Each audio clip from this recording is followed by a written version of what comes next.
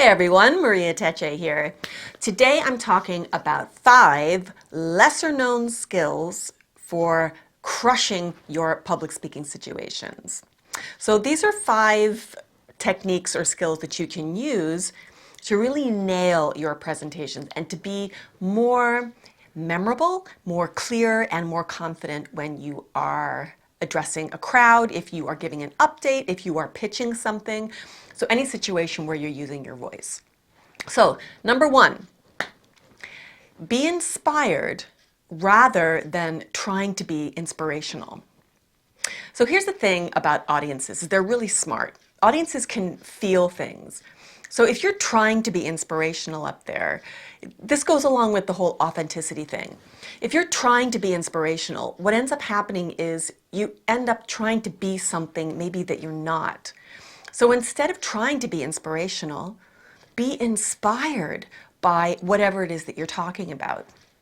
And people can feel and hear and see that in how you are delivering your words, how you are physically embodying those words. So the first technique is be inspired about what it is you're talking about rather than trying to be inspirational about it. Okay, the second tool. This is something we in the performance and theater industry called surprise and delight. Surprise and delight. So this comes into your content and design. This comes into using unique stories, maybe disrupting expectations of this particular audience, trying to be creative about the viewpoint that you might be coming from, or maybe you are trying to explain what it is you're talking about from a standpoint or a perspective that is different than what most people have in the past. So be creative. Try to, again, this is about being memorable. How are you going to surprise this audience? And the way I think about it is, what are they not expecting? So you know what they're expecting, which is, hi, my name is, and today I'm going to talk to you about. Okay, that's what they're expecting you to say. So what are they not expecting? Maybe you start with a story. Maybe you start with a quote. Maybe you come on stage and you stand there for 5 minutes. I mean, it could be anything. But the whole point is to disrupt expectations. So what are they not expecting? Maybe you play a piece of music. Maybe there's a video, maybe an image. Maybe you have a prop that you bring on stage. Anything that is going to surprise and delight that audience, that is going to disrupt what they normally would be expecting you to do or say. Okay, so that's number 2. Number 3, using the power of pause.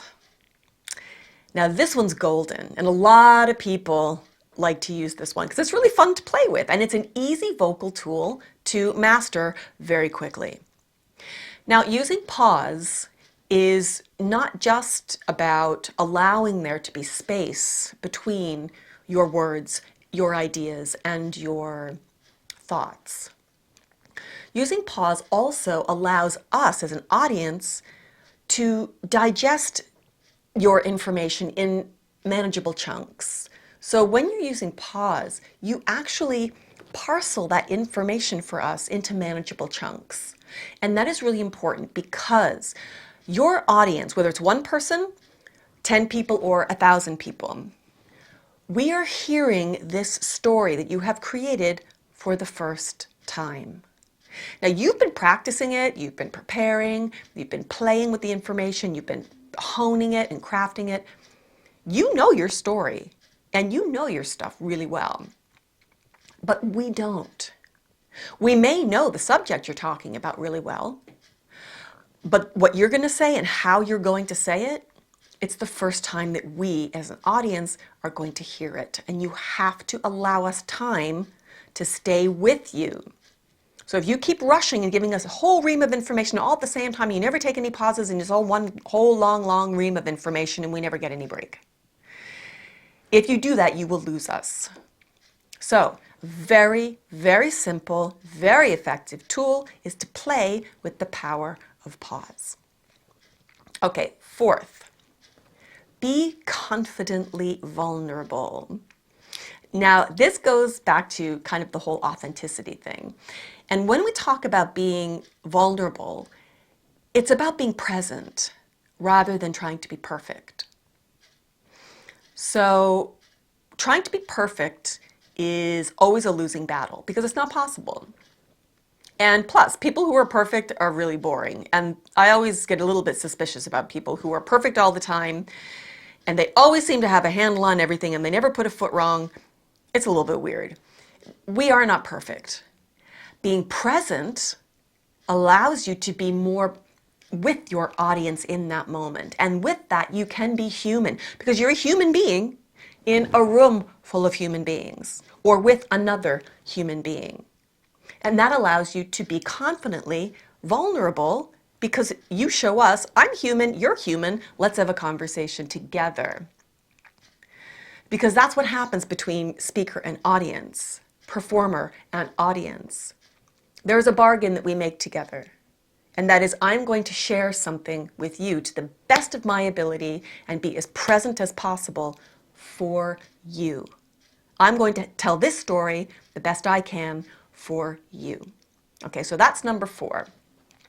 Number 5, keep them wanting more. Be brief, be brilliant, be gone. Keep it short.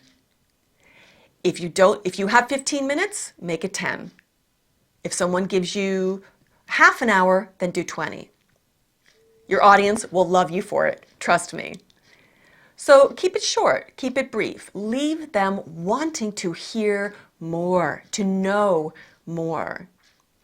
So it's the quality of what you give to your audience, not the quantity. Okay, so those are 5 lesser known skills when it comes to public speaking. Any one of those 5 you can use right away after this video finishes. So we've got be inspired rather than trying to be inspirational. The second one, surprise and delight. The third one, using the power of pause. 4, be confidently vulnerable, so be present, not perfect. And number 5, keep them wanting more. Be brief, be brilliant, and be gone.